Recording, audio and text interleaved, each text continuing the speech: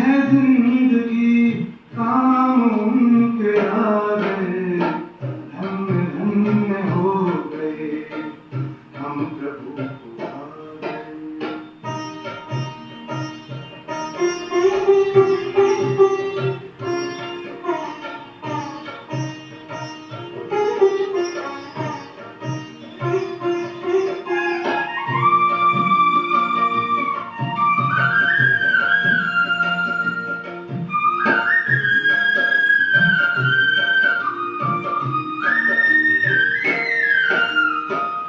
आपने ख्याल किया स्वर्ग का सृजन करूं, ऐसे काम के लिए किसको अपने संग लूं। आपको हम पा गए, आप हमको पा गए, धन्य धन्य हो गए हम प्रभु को पा गए, धन्य धन्य हो गए हम प्रभु को पा गए।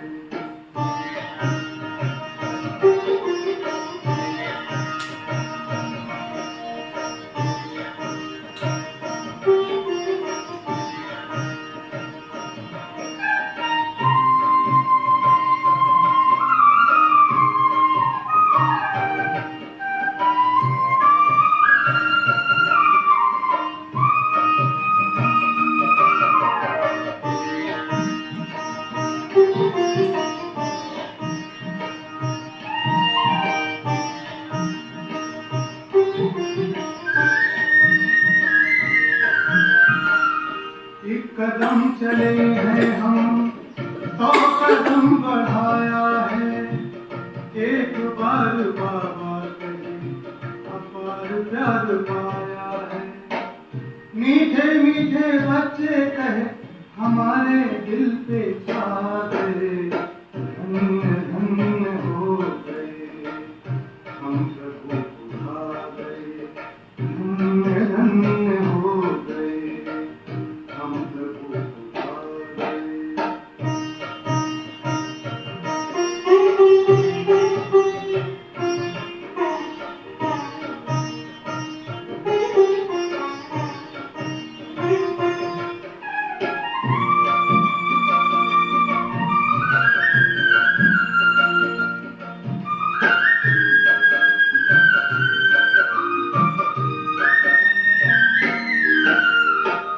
आपका दीदार करें भी वो कहाँ नजर, आपकी इनायत जो अपना रुख किया इधर। हम तो ज्योति बिंदु से हैं सिंधु में समा गए, धन्य धन्य हो गए हम प्रभु को पा गए, धन्य धन्य हो गए हम प्रभु को पा गए। गा रही है जिंदगी काम उनके आ गए, धन्य धन्य हो गए हम प्रभु को पा गए।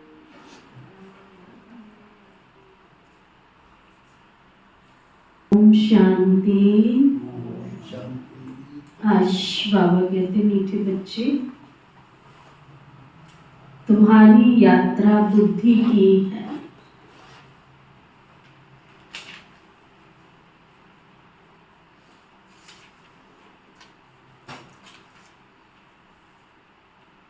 इसे ही रूहानी यात्रा कहा जाता है।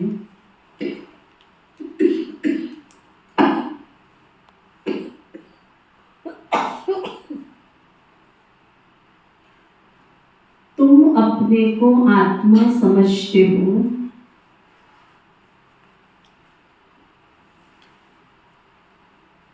शरीर नहीं।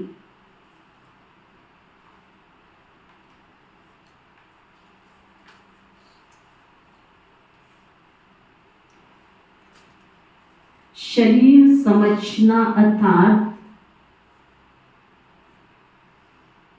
उल्टा लटकना।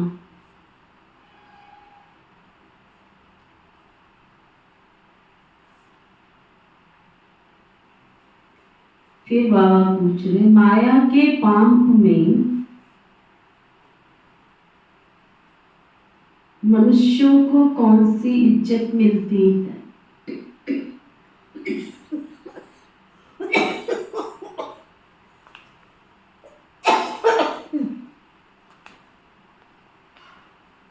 क्या पूछा बाबा ने?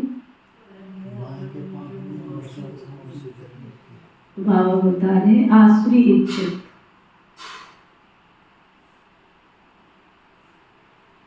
मनुष्य किसी को भी आज थोड़ी इज्जत देते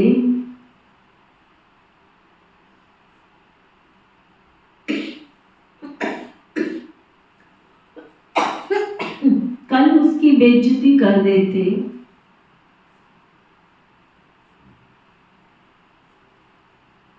गालियां देते हैं।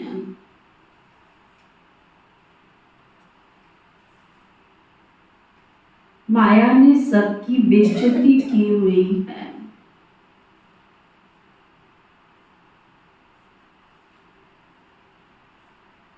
पतित बना दिया है।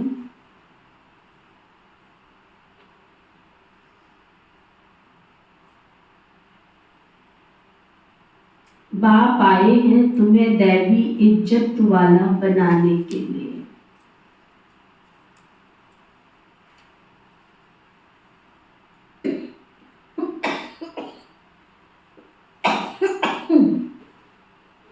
ओम शांति। रूहानी बाप रूहों से पूछते हैं कहाँ बैठे हो? तुम कहेंगे विश्व की रूहानी यूनिवर्सिटी में। रूहानी अक्षर तो वो लोग जानते ही नहीं हैं। विश्वविद्यालय तो दुनिया में अनेक हैं। ये है सारे विश्व में एक ही रूहानी विश्वविद्यालय। एक ही पढ़ाने वाला है। वंडरफुल बात तो ये है कि ऑल ओवर वर्ल्ड के जितने बाबा के ईश्वरीय विश्वविद्यालय है, पढ़ाने वाला टीचर भी एक ही। क्या पढ़ाते हैं? रूहानी नॉलेज देते हैं। तो ये है स्पिरिचुअल विद्यालय अर्थात रूहानी पाठशाला। स्पिरिचुअल अर्थात रूहानी नॉलेज पढ़ाने वाला कौन है? ये भी तुम बच्चे ही अभी जानते हो। रूहानी बाप भी रूहानी नॉलेज पढ़ाते हैं, इसलिए उनको टीचर भी कहते हैं। स्पिरिचुअल फादर पढ़ाते हैं ना। अच्छा, फिर क्या होगा? ऐसी पढ़ाई तो बाबा पढ़ा रहे हैं, लेकिन पढ़ के क्या होगा इस पढ़ाई से? हम अपना आदि सनातन देवी देवता धर्म स्थापन करते हैं।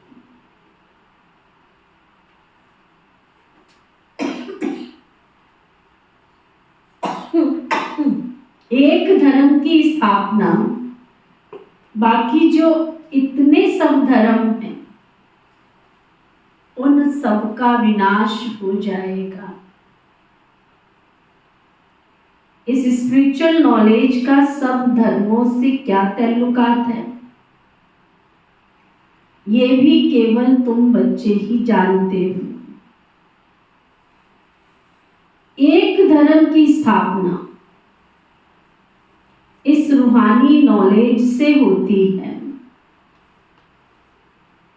ये लक्ष्मी नारायण विश्व के मालिक थे ना, उनको कहेंगे रूहानी दुनिया, स्पिरिचुअल वर्ल्ड।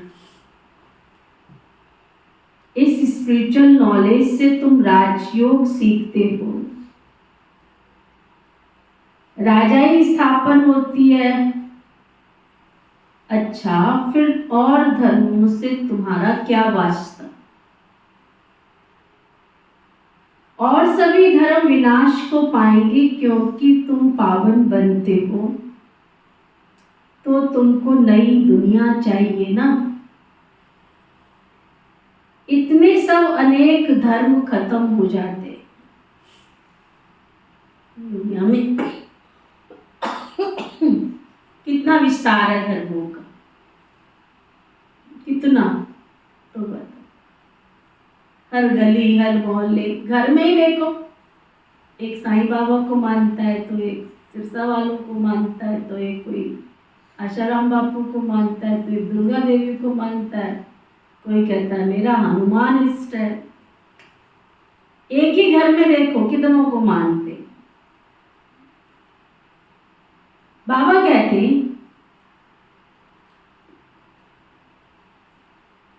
इस स्पिरिचुअल नॉलेज का सब धर्मों से क्या ताल्लुकात है? ये तो केवल तुम बच्चे ही जानते हो ना। एक धर्म की स्थापना इस रूहानी नॉलेज से होती है, और सभी धर्म विनाश को पाएंगे, क्योंकि तुम पावन बनते हो तो तुमको नई दुनिया चाहिए। इतने सब अनेक धर्म खत्म हो जाते हैं, एक धर्म होगा, उसको कहा जाता है विश्व में शांति का राज्य। अभी है पतित अशांति का राज्य, फिर होगा पावन शांति का राज्य। अभी तो अनेक धर्म हैं, चारों तरफ कितनी अशांति है, सब पतित ही पतित है। रावण का राज्य है ना, अभी बच्चे जानते हैं।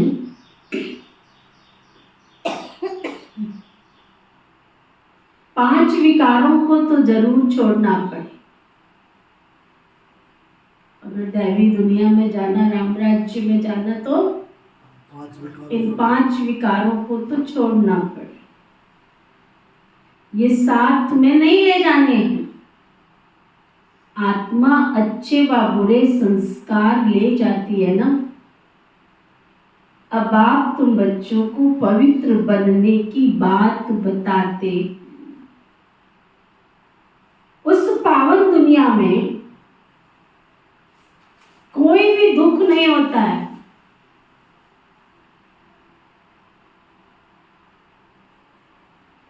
ये स्पिरिचुअल नॉलेज पढ़ाने वाला आखिर कौन है? कौन पढ़ाता है? स्वयं सृष्टि का मालिक, सृजनहार, विश्व का पिता, स्पिरिचुअल फादर, सभी आत्माओं का वो बाप है।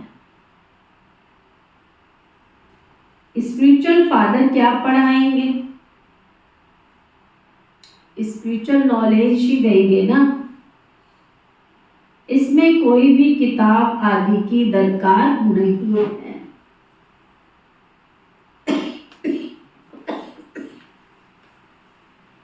सिर्फ अपने को आत्मा समझ बाबा को याद करना, पावन बनना है। बाबा को याद करते करते अंत मत सो गति हो जाएगी। ये है याद की यात्रा। यात्रा अक्षर बहुत अच्छा है। वो है जिस्मानी यात्राएं, ये है रूहानी। उसमें तो पैदल ही जाना पड़ता है, हाथ पांव चलाने पड़ते। यहाँ तो बाबा कहते तुमको एकांत में शांति में बैठना है। तो ये भी नहीं कह सकता मैं थक गया हूं इसलिए मैं याद नहीं कर सकता।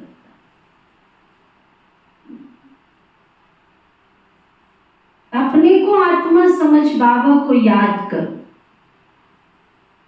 भले कहाँ भी घूमो फिरो, उठो बैठो,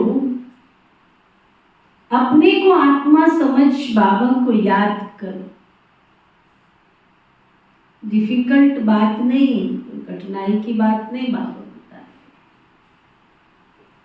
सिर्फ बाबा को याद करना, ये तो रियलिटी है ना। अभी तक तो तुम उल्टे लटके हुए थे। रावण की जेल में उल्टे लटके पड़े। अपने को आत्मा के बदले शरीर समझना, इसको कहा जाता है उल्टा लटक करना। जब देहाभिमान आता है, जब फैशन करने लगते हो, जो शरीर को ज्यादा ओवर करने लगते हो, उस समय सोचो ये क्या मैं उल्टी लटकने जा रही हूँ। सादगी रखना अलग चीज है, सच्चाई सफाई रखना अलग चीज है, बॉडी को स्नान कराना अलग चीज है, लेकिन मैं उसको फालतू में श्रृंगारे जा रही, किसके लिए? बाबा कहते ये सब क्या है? उल्टा लटक। तो एकांत में बैठ के विचार करे, बाबा ने इतनी सिंपल ड्रेस बनाई किसके लिए? लेकिन फिर भी हम चलते फिरते क्या होता है, आ जाते हैं ना देह अभिमान शरीर।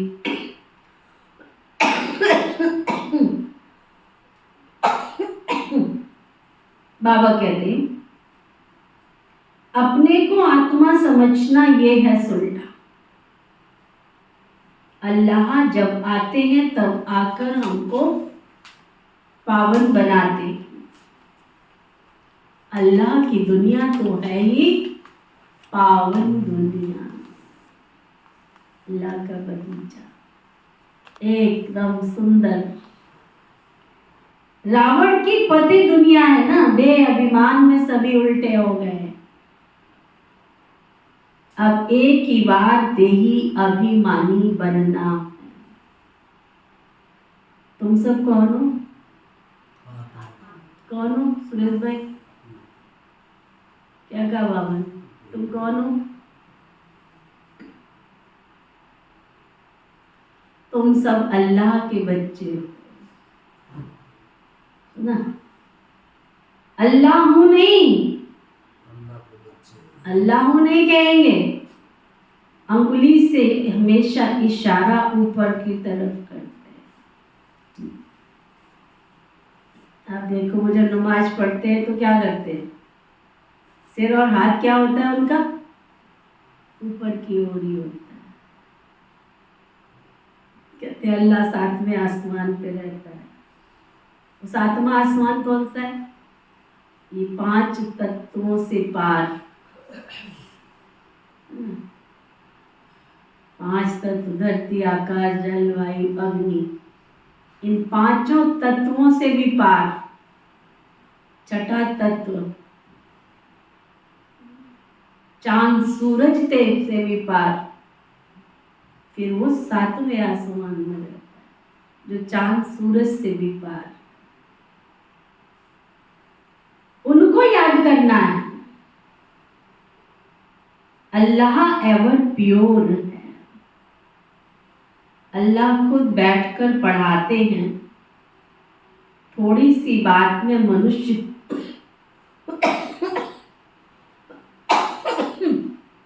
कितना मूझ जाते हैं। शिव जयंती भी मनाते हैं ना। श्री कृष्ण है स्वर्ग का पहला पहला राजकुमार। ये बेहद का बाप इनको राज्य भाग्य देते हैं। बाप जो नई दुनिया स्वर्ग स्थापन करते हैं, उसमें श्री कृष्ण नंबर 1 प्रिंस है। श्री बाबा आते तो कोई ऐसी वैसी दुनिया स्थापन नहीं करते हैं। स्वर्ग की दुनिया, सुंदर सी दुनिया,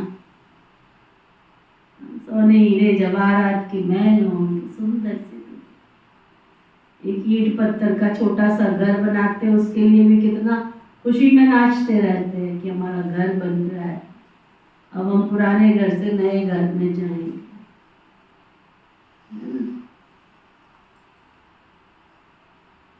अंदर में होता है ये भी लगाऊं, ये भी लगाऊं, ये भी करूं।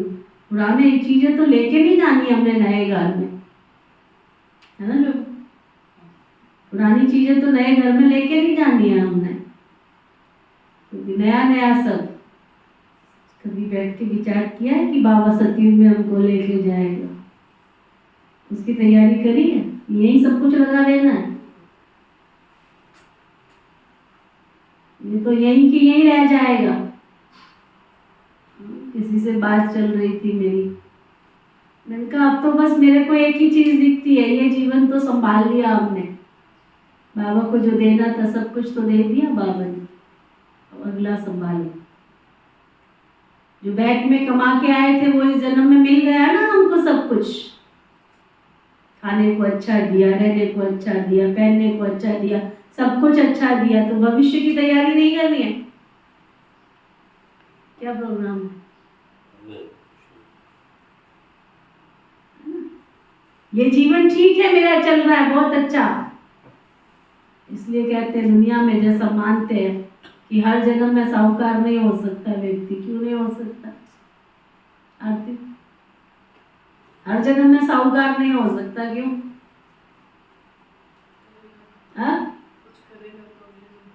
क्योंकि जैसे जैसे धन बढ़ता चला जाता है ना, वैसे वैसे उसकी बुद्धि को लॉक लगता चला जाता है।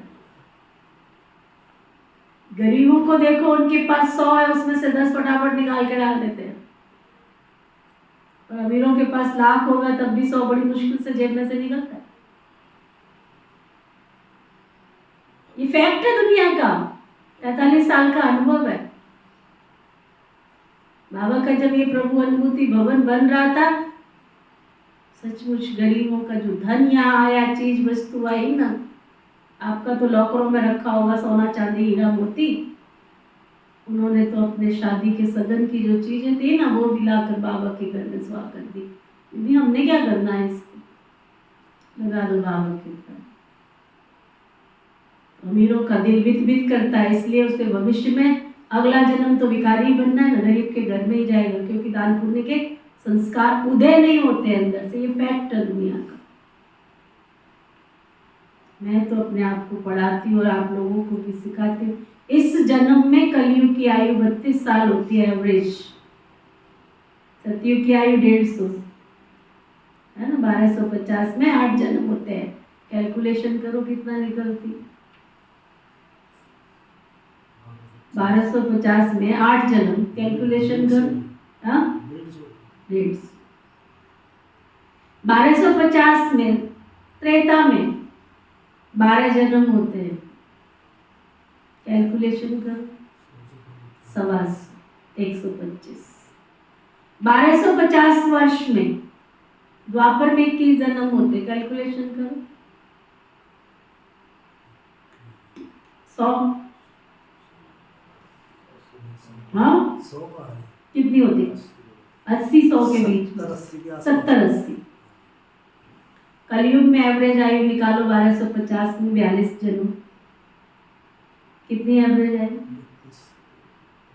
हम सब ने कलयुग की एवरेज आयु 32 साल भोग ली है,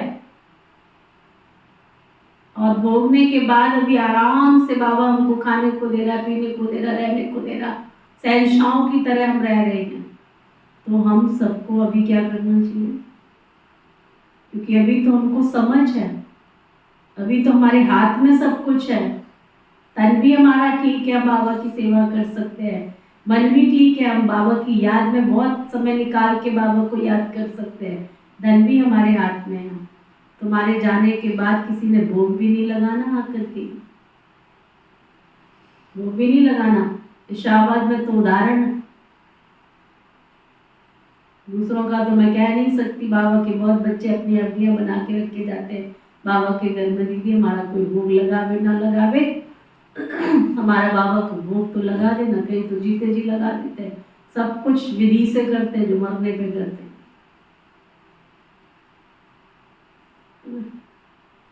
सोचो कभी बैठ करके एकांत में, कितने लोग यहाँ शाहबाद से एडवांस पार्टी में चले गए, भोग लगाने तक नहीं आया। बाबा के घर से भोग लगाया गया तो भोग में भी नहीं आए। वंडरफुल तो ये भगवान को भोग लगाया, हमने उनको निमंत्रण दिया कि तुम नहीं लगा सकते छोड़ो ना, हम बाबा की तरफ से लगा रहे हैं, क्योंकि बाबा का वो स्टूडेंट था और स्टूडेंट थी, तो माँ तो जाओ, वो भी आना मंजूर नहीं। श्राद्ध में भोग खिला रहे, लहसुन प्याज पान बीड़ी सुमन, सारी उम्र तो अन्न शुद्धि रखी, मरने के बाद ब्राह्मणों को भोजन खिला रहे, शुद्ध पवित्र। क्या गति होगी हमारी? बैठ के विचार करो, खाली सुनो नहीं, बैठ के विचार करो एकांत में। बहु बेटे ज्ञान में चले नहीं है, उनको संबंध संपर्क में भी नहीं लाया है, कौन तुम्हारी गति सदगति करेगा? मायाबाला में क्या नाम भूल जाती हूँ मैं उनका, पुष्पा की जो युगल थे, नाम भूल जाती हूँ। हमारी पुष्पा माता और एक युगल थे, बहुत अच्छे। उन्होंने लिखा पढ़ी कर रखी थी कि मेरा क्रियाक्रम बाबा के घर के अनुसार होना चाहिए। नहीं, वो तो अलग, पता नहीं, ऐसी कुछ याद नहीं आ रहा। तो ना पोस्ट ऑफिस में सर्विस करते थे, लिखा पढ़ी करके गए थे, है ना। एक बेटा उनका बैंक में मैनेजर था, एक वकील। मैनेजर ने तो शरीर छोड़ दिया, वकील अभी है। डेथ बॉडी घर में पड़ी है, वकील मानने को तैयार नहीं है। नहीं, हम दुनिया क्या कहेगी? अरे दुनिया क्या कहेगी, मेरा बाप लिख के गया, दुनिया क्या कहेगी? शुक्र है उसकी घर वाली थी, उसने पहले शरीर छोड़ा।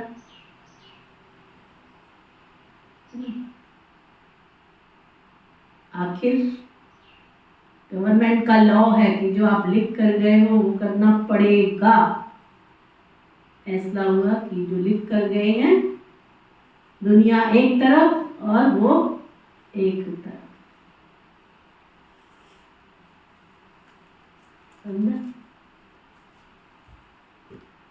अपनी अंत मत सो गति का विचार करो, क्योंकि जीते जी तो आप लोगों ने अपने बच्चों को यहाँ तक पहुंचाया ही नहीं। क्या करेंगे वो तुम्हारा? अंत मत सो गति, जो बाबा कहता है, अंत मत सो गति। मेरी गति क्या होगी? मैंने सारी उम्र तो अमृत वेला भी किया, अन्न शुद्ध भी किया, सब कुछ किया। आत्मा शरीर से निकली तुरंत सब रीति रिवाज, ओम नमो शिवाय। इसलिए विचार करो। बाबा कहते सतयुग श्री कृष्ण स्वर्ग का पहला राजकुमार, ये बेहद का बाप इनको बेहद का राज्य भाग्य देते हैं। बाप जो नई दुनिया स्वर्ग स्थापन करते हैं, उसमें श्री कृष्ण नंबर 1 प्रिंस होगा। बाप बच्चों को पावन बनने की युक्ति बैठकर बताते हैं। बच्चे जानते हैं जिसको स्वर्ग अर्थात बैकुंठ विष्णुपुरी कहते हैं, वो पास्ट हो गया, फिर फ्यूचर होगा। चक्र फिरता रहता है ना। ये ज्ञान अभी तुम बच्चों को मिलता है, तुम्हें भी धारण करना है और दूसरों को भी धारण कराना है। तो आधे में तो पास हो जाते हो, स्वयं भी धारण कर रहे हो, परंतु क्या कह रहा है बाबा? दूसरों को भी धारण कराना है। तो अंतमत सुगति होगी। विचार करो, सीधे होके बैठो।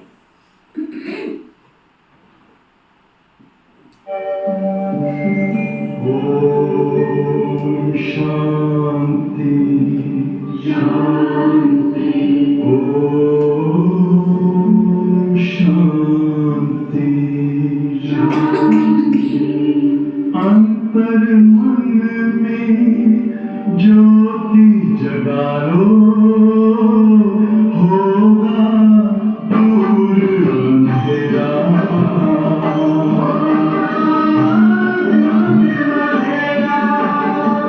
शिव का कर लो ध्यान, पुण्य सवेरा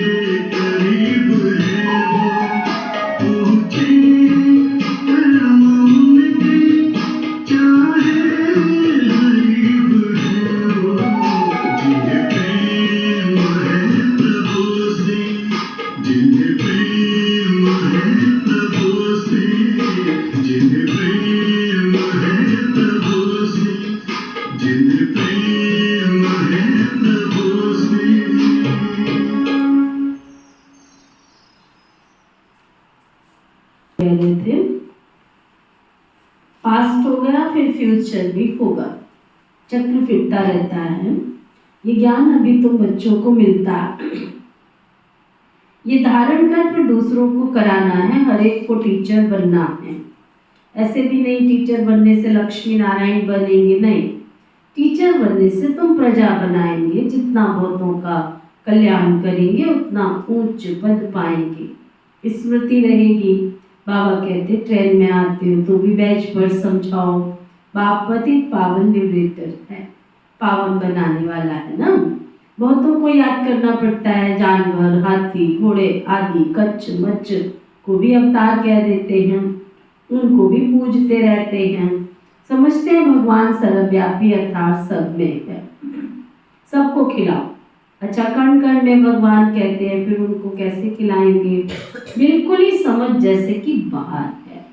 लक्ष्मी नारायण आदि देवी देवताएं थोड़े ये सब काम करेंगे, चींटियों को भोजन दो, फलाने को देंगे। तो बाप समझाते हैं तुम तो रिलीजियो पॉलिटिकल हो, तुम जानते हो अभी हम धर्म स्थापन कर रहे हैं, राज्य स्थापन करने के लिए मिलिट्री रहती है, परंतु तुम गुप्त हो ना, तुम्हारी है स्पिरिचुअल यूनिवर्सिटी। सारी दुनिया के जो भी मनुष्य मात्र हैं सब इन धर्मों से निकल अपने घर में जाएंगे, आत्माएं चली जाएंगी। वह है आत्माओं के रहने का घर। अभी तुम संगम युग पर पढ़ रहे हो, फिर सतयुग में आकर राज्य करेंगे और कोई धर्म तो नहीं होगा। गीत में भी है ना, बाबा आप जो देते हो ना वो तो और कोई दे न सके। सारा आसमान, सारी धरती, सब कुछ तुम्हारी रहती है, सारे विश्व के तुम मालिक बन जाते हो। ये भी तुम बच्चे समझते हो, नई दुनिया में ये सब बातें भूल जाएंगी। इसको कहा जाता है स्पिरिचुअल नॉलेज। तुम बच्चों की बुद्धि में है कि हम हर 5000 वर्ष के बाद बाबा से राज्य लेते हैं, फिर गवा देते हैं। ये 84 का चक्र फिरता ही रहता है। तो पढ़ाई पढ़नी पड़े तभी जाकर ऐसा बनेंगे ना, पढ़ेंगे नहीं तो नई दुनिया में नहीं जाएंगे। वहाँ का तो लिमिटेड नंबर है, नंबरवार पुरुषार्थ अनुसार जा करके पद पाएंगे। इतने सब तो पढ़ेंगे भी नहीं, अगर सब पढ़ ले तो दूसरे जन्म में राज्य भी पावे। पढ़ने वालों की लिमिट होती है ना। सतयुग त्रेता में आने वाले ही पढ़ेंगे, तुम्हारी प्रजा भी बहुत बनती रहती है। देरी से जो आएंगे उनके पाप भस्म तो हो न सके, पाप आत्माएं होंगी, फिर सजाएं खाकर बहुत थोड़ा सा पद पा लेगी, बेइज्जती होगी। तो अभी माया की बहुत इज्जत वाले हैं, वो सब बेइज्जत बन जाएंगे। दुनिया में आपको दिख रही है फलाने की शान शौकत, बाबा कहते परमधाम घर जब वापस जाएंगे तब आपकी इज्जत सब धरा पर धरी की धरी रह जाएगी। ये ईश्वरीय इज्जत है, वो है आसुरी इज्जत। ईश्वरीय अथवा दैवी इज्जत और आसुरी इज्जत में रात और दिन का फर्क है। हम आसुरी इज्जत वाले थे, अब फिर दैवी इज्जत वाले बनते हैं। आसुरी इज्जत से तो बिल्कुल बेघर बन जाते हैं। ये है ही कांटों का जंगल, कांटों की दुनिया में जुती हुई ना, फिर कितनी इज्जत वाले बनते हो। यथा राजा रानी तथा प्रजा, बेहद का बाप तुम्हारी इज्जत बहुत ऊंची बना देते हैं। तो फिर इतना पुरुषार्थ भी तो करना चाहिए। कहाँ कहाँ से बाबा चुन चुन करके लाया है ना, खिचड़े के डिब्बे में पड़े थे। कम से कम अपनी वैल्यू को पहचान के तो पुरुषार्थ करना चाहिए। सब कहते हैं हम अपनी इज्जत ऐसी बनाएं, अर्थात नर से नारायण, नारी से लक्ष्मी बन जाएं। इनसे ऊंच इज्जत तो कोई की है ही नहीं। कथा भी है नर से नारायण बनने की, सुनते हैं अमर कथा, तीजरी की कथा, ये तो एक ही है ना। ये कथा अभी तुम सुनते हो। तुम बच्चे अभी विश्व के मालिक थे, फिर 84 जन्म लेते लेते नीचे उतरते आए हो, फिर पहला नंबर का जन्म होगा।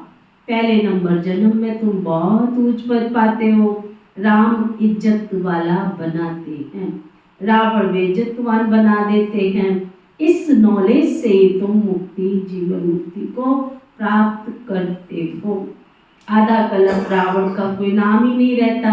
ये सब बातें अभी तुम बच्चों की बुद्धि में आती है, सो भी नंबरवार पुरुषार्थ अनुसार कलब कलब ऐसे ही नंबरवार पुरुषार्थ अनुसार समझदार बनते हैं। कईयों से माया गफलत कराती रहती है। सब अपना अपना बचपन देखो, दुनिया का बचपन नहीं, ज्ञान का बचपन देखो। जब बाबा के बने थे 7 दिन का कोर्स किया था, उस समय हमारा कितना उमंग उत्साह था। फिर करते करते करते करते अब चाहे बाबा कहे, चाहे दीदी कहे, चाहे भाई कहे, चाहे बहन कहे, हमने टस से मस नहीं होना, क्योंकि हमने अपनी श्रीमत अपने आप बना रखी।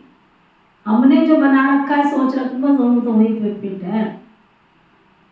दुनिया बदल जाए, बाबा ने कहा था गीत ये तुम्हारे लिए है, बदल जाए दुनिया ना बदलेंगे हम। चाहे दुनिया कितना भी धिक्कारे, कितना भी कुछ करे, बाबा हम तेरे हैं, नहीं बदलेंगे। तो भाई बहन क्या करते ब्राह्मण बाबा के बच्चे, बाबा आप जितना मर्जी मुरली सुनाओ, जितना मर्जी समझानी दो, जितना मर्जी कहो, बदल जाए दुनिया क्या? हम तो जहाँ खड़े हैं ना वही ठीक है, बस जो हम कर रहे हैं उतना हमसे पहुँच रहा, हम कर रहे हैं क्या कि अपने आप को ठंडा कर लेते हैं। जितना हमसे हो रहा है ना बहन जी, कर तो रहे हैं उतना, इससे ज़्यादा नहीं कर सकते। जब आपने स्टैम्प भी लगा दी तो स्टैम्प के बाद तो फिर उसमें कुछ लिख नहीं सकते, कि लिख सकते हैं? इसलिए देखो स्टैम्प भी कायदे से लगती है, ऐसे नहीं लगती है कहीं पे भी लगा दो। जहाँ आपकी सारी बातें समाप्त होती है उसके लास्ट स्टैंजा जहाँ होता है वहाँ स्टैम्प लगती है, इसके आगे तुम कुछ भी लिख नहीं सकते।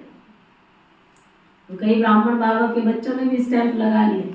हम जो हैं जैसे अच्छे हैं, आपको समझ नहीं है, हम अपने हिसाब से पुरुषार्थ कर रहे हैं। ठीक है भाई, बाबा भी क्या कहेगा। बाबा कहते हैं ऐसे ही नंबरवार पुरुषार्थ अनुसार समझदार बनते हैं। कईयों से माया गफलत कराती रहती है। बेहद के बाबा को याद करना ही भूल जाते हैं। भगवान पढ़ाते हैं, वो हमारा टीचर बना है, फिर भी एब्सेंट करते रहते हैं, फिर भी पढ़ते नहीं, है ना।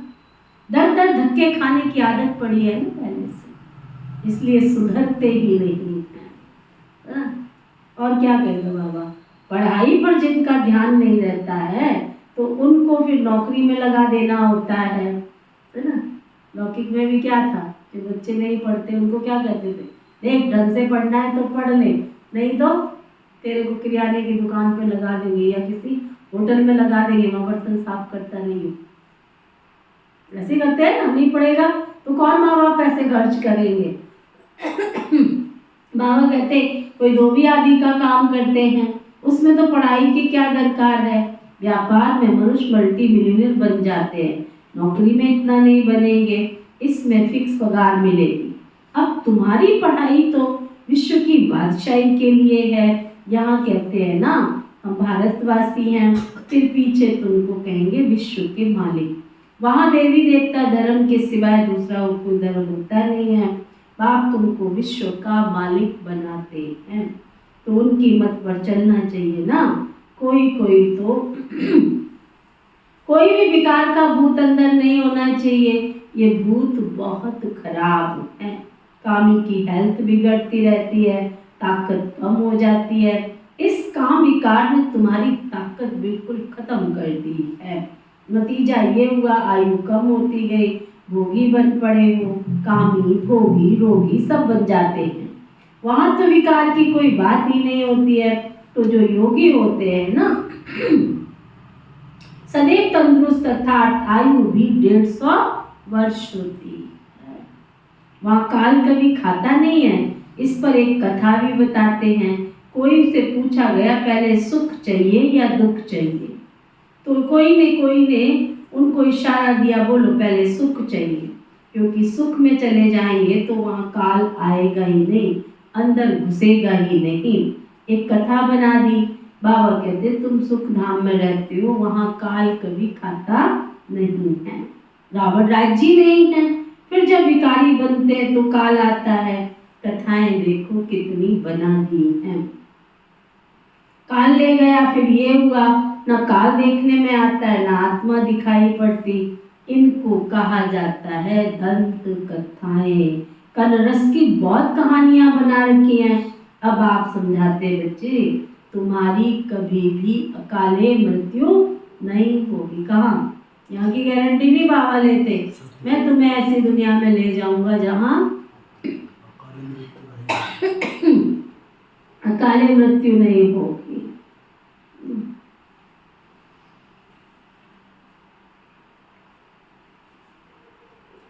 आयु बड़ी होती है, पवित्र रहते हैं, 16 कला, फिर 14 कला, फिर कम होते होते 9 कला हो जाती है।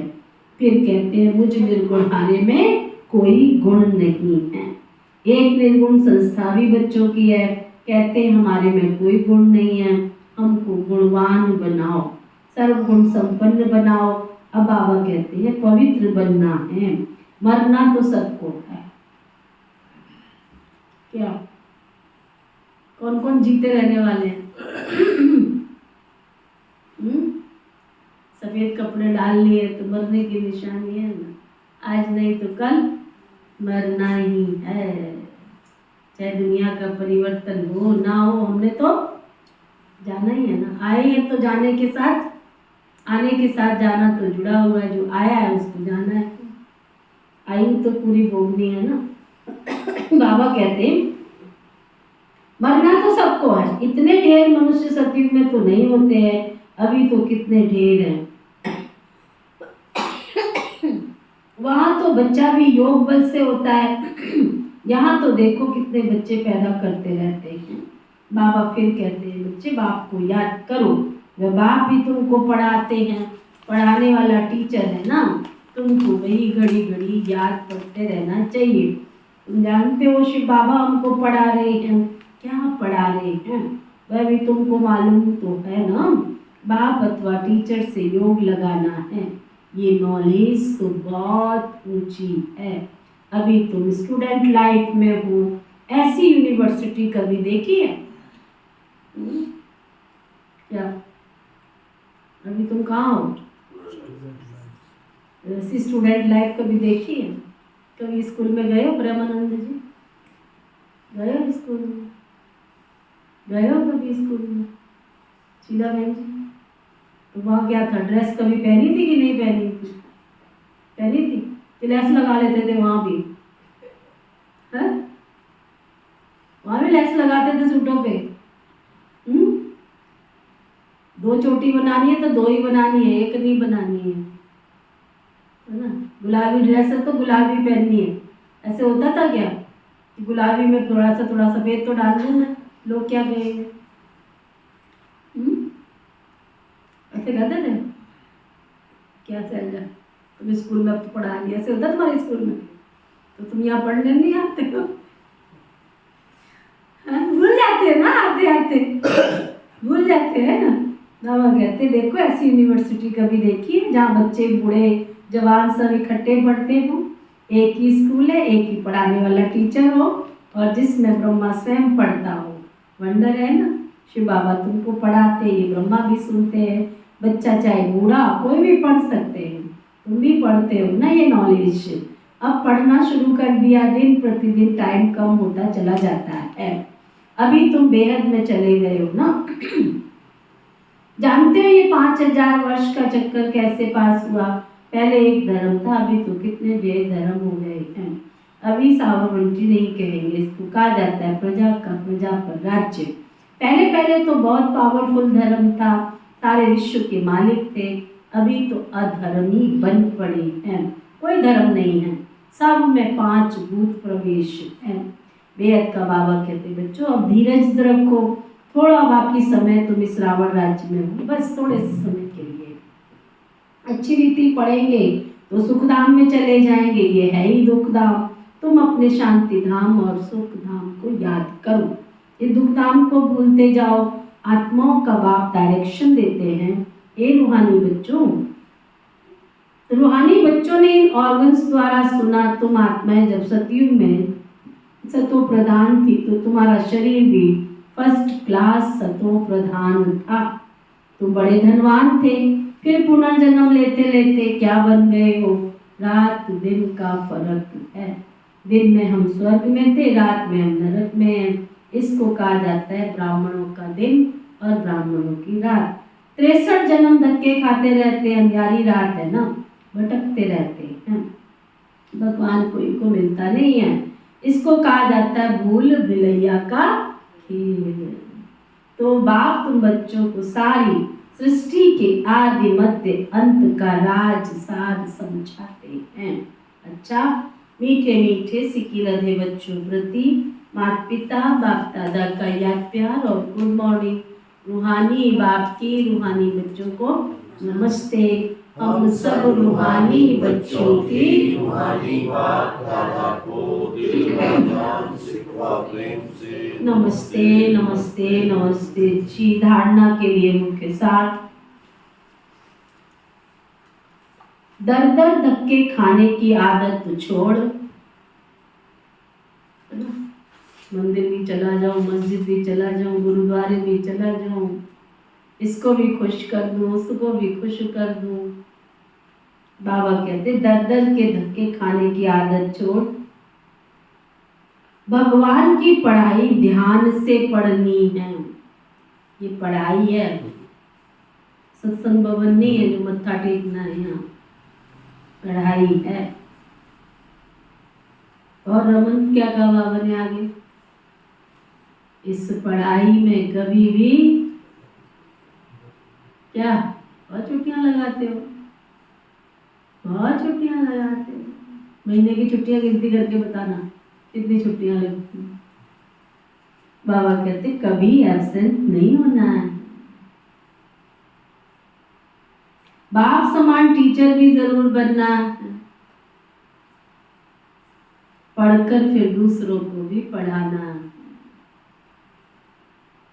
दादी गुलजार दादी बड़े प्यार से कहती, कोई कितना भी कहे ना, कोई कितना भी कहे ना, मैं नहीं मानती कि किसी को 5 मिनट 10 मिनट 15 मिनट भी नहीं मिलते बाबा को याद करने का। मैं नहीं मानती। इतने बड़े बॉम्बे जितना बड़ा तो शहर भी नहीं है तुम्हारा शाहबाद। दिल्ली देखी है? किसने दिल्ली देखी है? वहाँ एक कॉलोनी दूसरी कॉलोनी में कितने देर का अंतर है? 1 घंटा लगता है। एक कॉलोनी से दूसरी कॉलोनी में जाने में 1 घंटा लगता है। तुम तो इस गली से निकलकर इस गली में आ जाते हो, तब भी तुम्हारे पास टाइम नहीं है। स्टूडेंट तो वहाँ भी होते हैं, स्टूडेंट यहाँ भी। लेकिन जाकी रही भावना जैसी जिन देखी थे ना, भावना का खेल है सारा।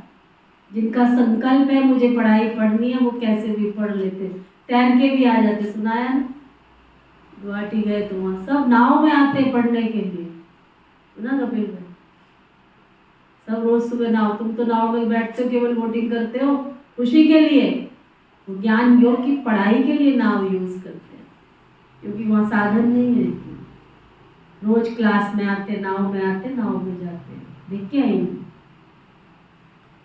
मैंने क्लास कराने जाती, क्योंकि रोड का रास्ता बना तो दिया है गवर्नमेंट, बड़ा दूर पड़ता है, तो अपने नाव में ही आ जाते। 7 सिस्टर बोलते हैं ना, 7 सिस्टर। ये सारी नदियाँ जो 7 नदियाँ हैं ना, ये सब ईस्ट की तरफ की नदियाँ हैं, 7 नदियाँ। और वो नदियाँ नहीं है, वो महासागर की तरह है पूरा। इसलिए वो नदियों को पार करके आते हैं बाबा के घर में पढ़ने के लिए। और हमारे तो कारण ही पूरे नहीं होते, पड़ोस में से निकल के आते हैं, तो भी हम बाबा को अच्छी तरह से न याद कर रहे हैं न पढ़ाई पढ़ रहे हैं। वंडरफुल स्कूल है ये। बाबा कहते दर दर के धक्के नहीं खाने हैं, दर दर के धक्के खाने की आदत छोड़, भगवान की पढ़ाई ध्यान से पढ़नी है, कभी एब्सेंट नहीं होना है, बाप समान टीचर भी जरूर बनना है, पढ़कर फिर औरों को भी पढ़ाना है। सत्यनारायण की सच्ची कथा सुन, नर से नारायण बनना है।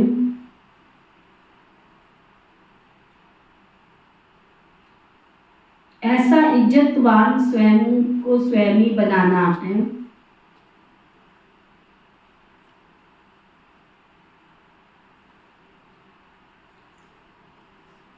कभी भूतों के वशीभूत हो बेइज्जत। बाबा कहते हैं भूतों के वशीभूत होकर अपनी इज्जत नहीं गंवानी है। वरदान सतगुरु प्यारे बाबा का वरदान, संबंध और प्राप्तियों की स्मृति द्वारा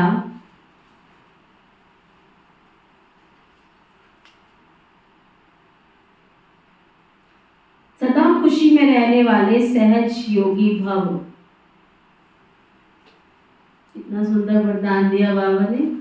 संबंध और प्राप्तियों की स्मृति द्वारा सदा खुशी में रहने वाले सहज योगी भव। सहज योग का आधार है संबंध और प्राप्ति।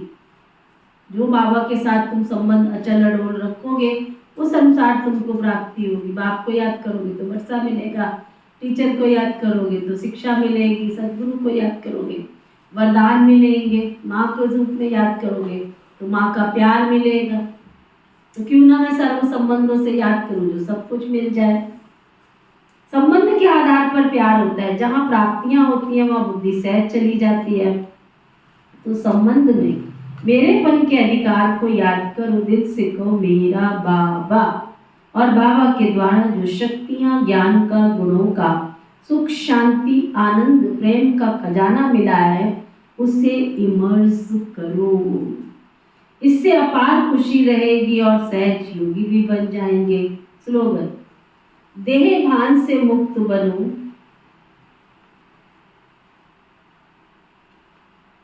तो दूसरे सब बंधन स्वतः ही खत्म हो जाएंगे। देह में फंसे तभी तो चाची का पीना नीनो में दुनिया के कितने संबंध में जकड़े रहते हैं। आज का व्यक्ति इशारा,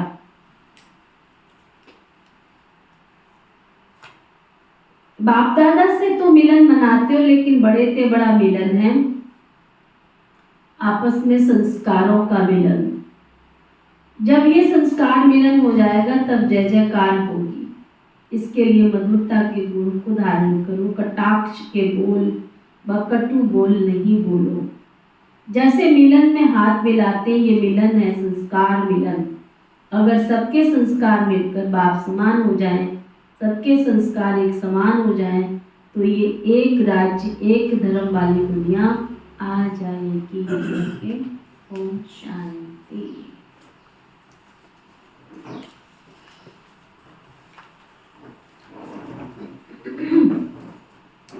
ओम शांति। ओम शांति। हम सबके मीठे प्यारे शिव बाबा, हम सबके मीठे प्यारे शिव बाबा, आपने हमें